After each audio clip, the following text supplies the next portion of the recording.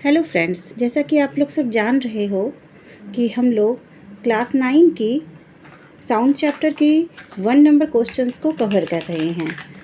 आज हम लोग कुछ स्पेशल पॉइंट्स के बारे में जो साउंड चैप्टर की हैं उसके बारे में आगे हम लोग जानने की कोशिश करेंगे। तो आज जो हम लोग कवर करेंगे वो है फ्रीक्वेंसी, एम्पलीट्यूड, स्पीड और साथ ही कुछ खास महत्वपूर्ण बिंदुएं।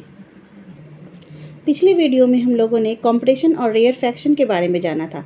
आज हम जानेंगे compression are the regions where density as well as pressures is high, and the rarefaction are the region of the low pressure where the particles are the spread apart and are represented by the valley।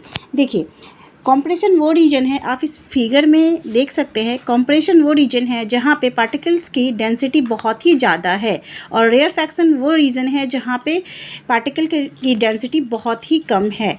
और इस figure से आप ये देख रहे होंगे कि rarefaction एक वैली की तरह रिप्रेजेंट कर रहा है। अ peak is called the crest and the valley is called through a wave. जो पीक पोर्शन है वो क्रेस्ट कहलाता है। ये देखिए, ये जो पोर्शन है ये क्रेस्ट कहलाएंगे, और जो वैली पोर्शन है उसे हम लोग वेव कहते हैं। अब हम लोग जानेंगे वेवलेंथ क्या होता है। The distance between two consecutive compression और two consecutive rarefaction is called the wavelength.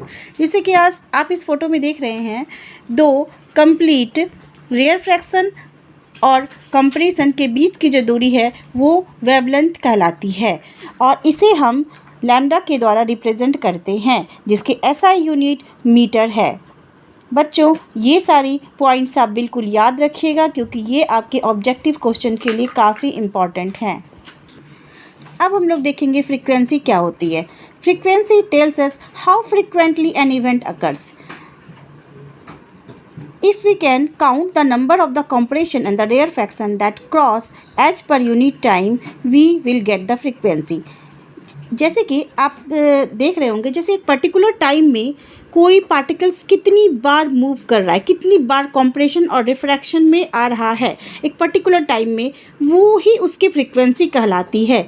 इसे हम लोग v के द्वारा रिप्रेजेंट करते हैं, और जिसकी एसआई यूनिट हर्ट्ज होती है।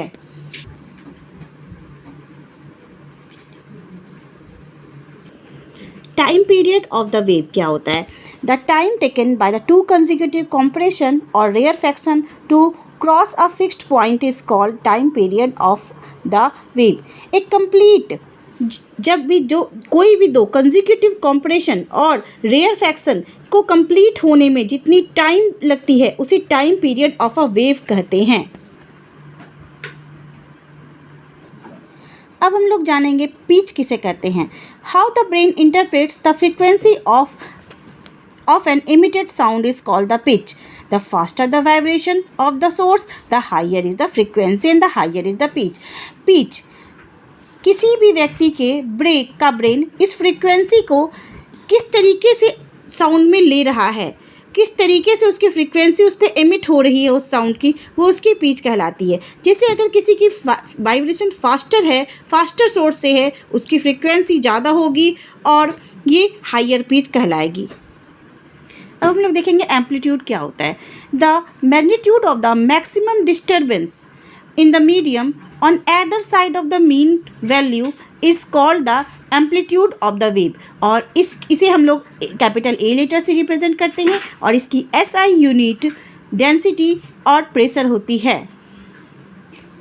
यहाँ एक इम्पॉर्टेंट पॉइंट दे रखी है जिसके बारे में आपको जानना बहुत ज़रूरी है। A sound wave spread out from its sources. कोई भी साउंड वेव्स अपने सोर्स से स्प्रेड होने स्टार्ट कर देती है। As it moves away from the sources its amplitude as well as its loudness decreases. जैसे ही ये अपने सोर्स से दूर होती चली जाती है, इसकी एम्पलीट्यूड और साथ ही साथ में लाउडनेस कम होती चली जाती है।